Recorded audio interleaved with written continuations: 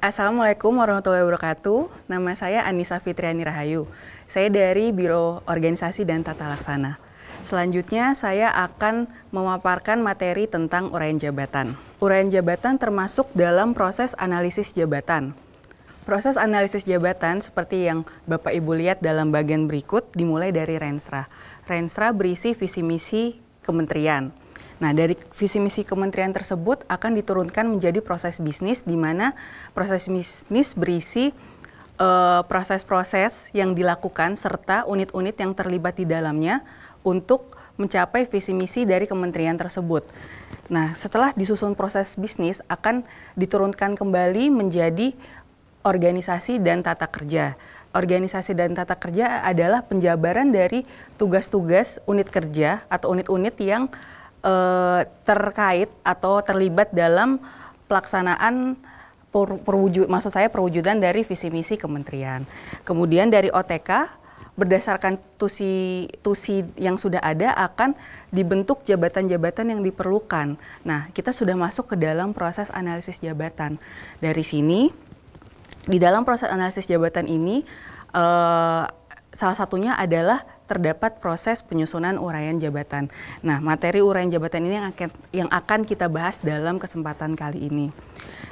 Kemudian, setiap pegawai yang duduk dalam suatu jabatan akan dinilai kinerjanya melalui sasaran kinerja pegawai.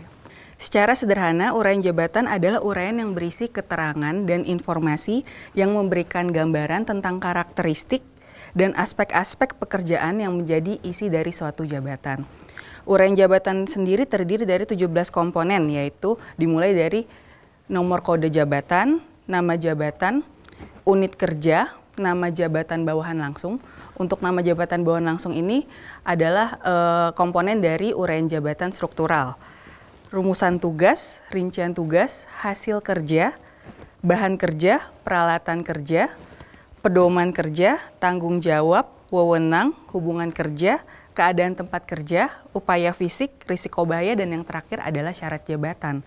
Nah, nanti akan saya jelaskan di syarat jabatan itu terdiri dari beberapa komponen lain. Sebelum saya menjelaskan lebih lanjut tentang uraian jabatan, saya akan menjelaskan sedikit tentang sejarah penyusunan uraian jabatan itu sendiri. Kondisi saat ini, uraian jabatan pelaksana di lingkungan Kemendikbud diatur dalam Keputusan Menteri Pendidikan dan Kebudayaan nomor 455/M/2019 tentang uraian jabatan Kementerian Pendidikan dan Kebudayaan. Sebelumnya, uraian jabatan itu diatur dalam Permendikbud nomor 8 tahun 2015 tentang uraian jabatan di lingkungan Kemendikbud. Tetapi pada tahun 2018, Kemenpan RB mengeluarkan Peraturan Menteri Pendayagunaan Aparatur Negara dan Reformasi Birokrasi nomor 41 tahun 2018 tentang nomenklatur jabatan pelaksana di lingkungan instansi pemerintah. Nah, setiap kementerian lembaga wajib menyesuaikan nomenklatur jabatan pelaksana di lingkungan instansinya sesuai dengan nomenklatur jabatan pelaksana yang tercantum dalam Permenpan RB tersebut. Berdasarkan dengan peraturan tersebut, Kemendikbud juga wajib menyesuaikan nomenklatur yang dimiliki. Nah, dari situ muncullah Kemendikbud nomor 455/M/2019 tentang nomenklatur jabatan pelaksana Kementerian Pendidikan dan Kebudayaan. Saat ini telah terbit Kemendikbud nomor 455/M/2019 tentang uraian jabatan pelaksana di lingkungan Kementerian Pendidikan dan Kebudayaan. Kemudian berdasarkan Perpres nomor 82 tahun 2019 tentang Kemendikbud, bertambah tugas bidang pendidikan tinggi menjadi tugas Kementerian Pendidikan dan Kebudayaan. Menindaklanjuti Peraturan Presiden nomor 82 tahun 2019 tersebut, telah terbit Permendikbud nomor 45 tahun 2019 tentang organisasi dan tata kerja Kementerian Pendidikan dan Kebudayaan. Sebelum terbitnya Kemendikbud nomor 455/M/2019, jumlah jabatan pelaksana di lingkungan Kemendikbud berjumlah sebanyak 425 jabatan. Tetapi dengan penyederhanaan jabatan berdasarkan Permenpan RB nomor 41 tahun 2018, jumlah jabatan pelaksana saat ini hanya berjumlah 273 jabatan. Selanjutnya saya akan menjelaskan tentang peta jabatan. Bisa Bapak Ibu lihat di modul yang sudah Bapak Ibu miliki, ini adalah gambar dari peta jabatan yang ada di lingkungan Kemendikbud. Yang dimaksud KLS pada peta jabatan adalah kelas jabatan. Di Kemendikbud sendiri, kelas jabatan mulai dari kelas 1 sampai dengan kelas 17. Kelas 1 adalah untuk jabatan pramu kebersihan. Yang dimaksud dengan huruf B adalah bezetting. Bezetting adalah ketersediaan pegawai, sedangkan huruf K menunjukkan kebutuhan pegawai.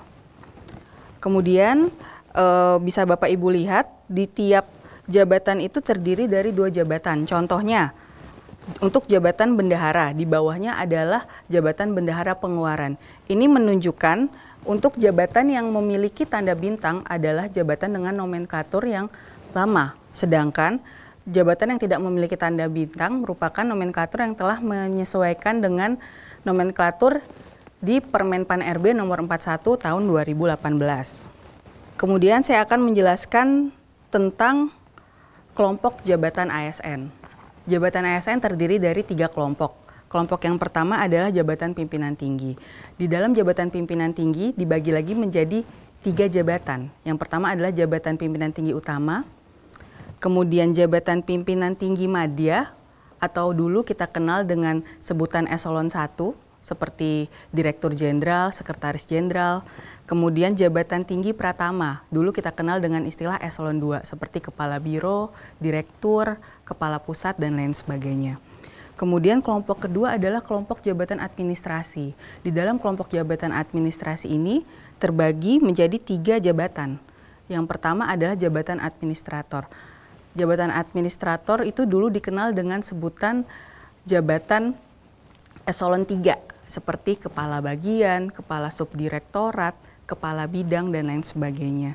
Kemudian jabatan pengawas. Jabatan pengawas itu adalah dulunya jabatan eselon 4 seperti kepala subbagian, terus kepala kantor itu eselon 4 dan jabatan eselon 4 lainnya. Jabatan yang terakhir adalah jabatan pelaksana. Contoh jabatan pelaksana di lingkungan Kemendikbud seperti analis. Ada analis jabatan, analis integrasi proses bisnis, kemudian untuk kelas 6-nya ada jabatan pengolah data, pengelola keuangan, sampai yang paling rendah kelas 1-nya ada jabatan pramu kebersihan. Kemudian kelompok selanjutnya adalah jabatan fungsional, di mana di dalamnya ada contohnya seperti jabatan fungsional dosen, kemudian jabatan fungsional peneliti, kemudian auditor, kemudian jabatan instruktur pertama, dan lain sebagainya. Di sini bisa Bapak Ibu lihat, untuk jabatan fungsional, uraian jabatannya diatur dalam Permenpan RB masing-masing. Contohnya untuk jabatan fungsional dosen, diatur dalam Permenpan RB nomor 17 tahun 2013 tentang jabatan fungsional dosen dan angka kreditnya sebagaimana diubah dalam Permenpan RB nomor 46 tahun 2013. Oke, selanjutnya saya akan menjelaskan tentang prinsip penerapan uraian jabatan. Prinsip uraian jabatan adalah satu nomenklatur, tugasnya sama, kompetensinya juga sama.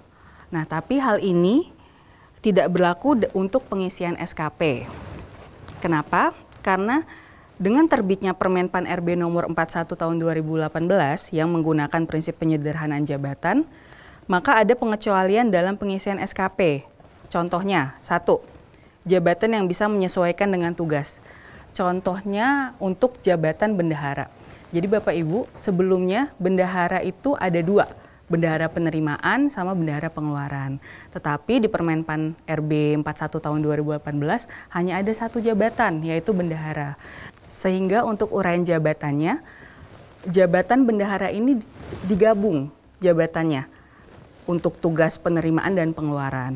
Nah, nanti untuk pengisian SKP-nya, bendahara pengeluaran hanya mengisi target untuk tugas dia sebagai bendahara pengeluaran. Sedangkan untuk bendahara penerimaan hanya memilih tugas-tugas sesuai dengan tugasnya sebagai bendahara penerimaan. Yang kedua adalah jabatan yang bisa menyesuaikan tugas dikarenakan ada perbedaan tugas dan fungsi unit kerja. Contohnya adalah jabatan pengadministrasi kepegawaian. Nah, jabatan pengadministrasi kepegawaian ini ada di berbagai macam unit Bapak Ibu, dengan tugas yang bermacam-macam pula. Nah, tetapi kalau dilihat, terdapat tugas-tugas spesifik yang hanya dilakukan di Biro SDM. Nah, untuk pemangku jabatan pengadministrasi kepegawaian yang berada di luar Biro SDM, ketika pengisian SKP, dia hanya mengisi target untuk tugas-tugas yang dia lakukan di unit kerjanya. Jadi untuk tugas-tugas yang memang tidak dilakukan di unit kerjanya, itu tidak perlu dia isi targetnya. Kemudian untuk jabatan yang berbeda kompetensi. Contohnya di sini adalah petugas kesehatan dan pengadministrasi poliklinik. Kedua jabatan ini disesuaikan menjadi pengadministrasi rekam medis dan informasi. Nah, kalau dilihat tugas dari petugas kesehatan itu adalah melakukan layanan kesehatan, sedangkan untuk pengadministrasi poliklinik hanya sebatas kegiatan administrasi di poliklinik. Jadi, pegawai yang pada awalnya duduk pada jabatan pengadministrasi poliklinik tidak boleh memberikan layanan kesehatan karena tidak sesuai kompetensinya sebagai petugas kesehatan. Oke, selanjutnya saya akan menjelaskan tentang komponen uraian jabatan. Seperti yang telah saya jelaskan sebelumnya, bahwa untuk uraian jabatan struktural terdiri dari 17 komponen, sedangkan untuk jabatan pelaksana terdiri dari 16 komponen. Saya akan menjelaskan satu persatu komponen dari uraian jabatan tersebut. Yang pertama adalah nomor kode jabatan. Nomor kode jabatan ini dirumuskan oleh Biro Organisasi dan Tata Laksana. Biasanya untuk jabatan pelaksana dimulai dengan huruf E 1, 2, 3, dan lain sebagainya. Yang kedua adalah nama jabatan. Nama jabatan ini mengacu pada Permenpan RB nomor 41 tahun 2018. Nama jabatan sebagai identitas jabatan yang membedakan dengan jabatan lain. Kemudian selanjutnya adalah unit kerja atasan. Menunjukkan kedudukan jabatan dalam suatu organisasi di mana pemegang jabatan berada. Selanjutnya adalah nama jabatan bawahan langsung. Komponen nama jabatan bawahan langsung ini adalah komponen dari uraian jabatan struktural yang tidak ada dalam uraian jabatan pelaksana. Kemudian rumusan tugas. Rumusan tugas adalah itisar dari keseluruhan rincian atau uraian tugas jabatan yang disusun dalam satu kalimat. Kemudian rincian tugas. Rincian tugas merupakan paparan atas semua tugas jabatan yang dilakukan pemegang jabatan dalam memproses bahan kerja menjadi hasil kerja dengan menggunakan peralatan kerja. Selanjutnya adalah hasil kerja. Hasil kerja adalah produk atau luaran yang dapat berupa fisik, benda, dan non-fisik, berupa jasa, informasi, dan layanan. Selanjutnya, bahan kerja. Bahan kerja merupakan sesuatu yang diolah menjadi hasil kerja. Contohnya, data dan informasi akademik merupakan bahan kerja yang dianalisis oleh analis data akademik. Lalu, peralatan kerja. Peralatan kerja adalah alat yang digunakan dalam melaksanakan tugas. Selanjutnya, pedoman kerja. Pedoman kerja adalah ketentuan yang mengatur cara melaksanakan suatu pekerjaan atau tugas, misalnya bisa berupa perundang-undangan, renstra, program kerja, petunjuk pelaksanaan, petunjuk teknis, dan lain sebagainya. Selanjutnya, tanggung jawab. Tanggung jawab adalah rincian atas segala sesuatu yang dipertanggungjawabkan oleh pemegang jabatan. Kemudian wewenang. Wewenang merupakan hak pemegang jabatan untuk mengambil tindakan atau keputusan yang diakui sah oleh organisasi. Contohnya, wewenang seorang petugas keamanan itu melakukan pemeriksaan barang atau kendaraan yang keluar masuk di lingkungan kantor. Kemudian wewenang dari seorang pengolah data adalah menolak permintaan data yang tidak sesuai dengan prosedur. Selanjutnya adalah hubungan kerja. Hubungan kerja dengan atasan dalam hal konsultasi pelaksanaan tugas. Terus kemudian hubungan kerja dengan sesama staf biasanya dalam hal koordinasi pelaksanaan tugas dan lain sebagainya. Kemudian keadaan tempat kerja. Aspek-aspek tempat kerja, ada ruangan tempat kerja, suhu, penerangan, suara, dan jam kerja. Upaya fisik. Upaya fisik yang dituliskan dalam uraian jabatan adalah upaya fisik yang dapat menimbulkan dampak negatif pada pegawai. Selanjutnya adalah risiko bahaya. Risiko bahaya yang mungkin timbul dan menimpa pegawai sewaktu melakukan tugas jabatan dapat berupa risiko bahaya terhadap fisik ataupun mental. Contohnya kecelakaan atau terjatuh merupakan risiko bahaya yang dimiliki oleh seorang teknisi sarana dan prasarana. Yang terakhir adalah syarat jabatan. Syarat jabatan adalah kemampuan kerja atau kriteria yang dituntut untuk dapat melakukan tugas jabatan. Di dalam syarat jabatan itu dibagi lagi menjadi beberapa komponen. Ada pendidikan, kursus pelatihan, pengalaman kerja, pangkat golongan, pengetahuan, kecakapan teknis, potensi, dan sikap kerja.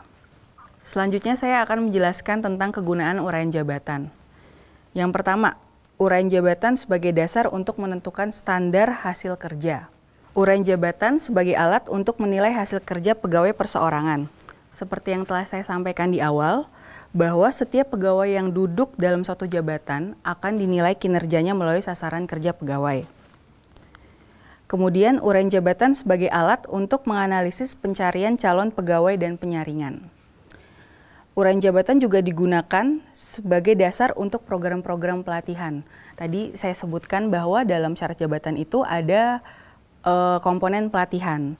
Nah, dari situ sebagai dasar untuk menentukan program-program pelatihan yang akan disusun oleh Pusdiklat untuk PNS di lingkungan Kemendikbud. Kemudian uraian jabatan dapat dijadikan sebagai bahan pengawasan oleh pimpinan maupun pihak eksternal. Yang terakhir, uraian jabatan berguna dalam program-program keselamatan kerja. Sekian pemaparan materi dari saya. Jangan lupa untuk terus menyaksikan video penguatan kompetensi teknis bidang tugas lainnya. Semoga bermanfaat bagi Bapak dan Ibu. Terima kasih. Assalamualaikum warahmatullahi wabarakatuh.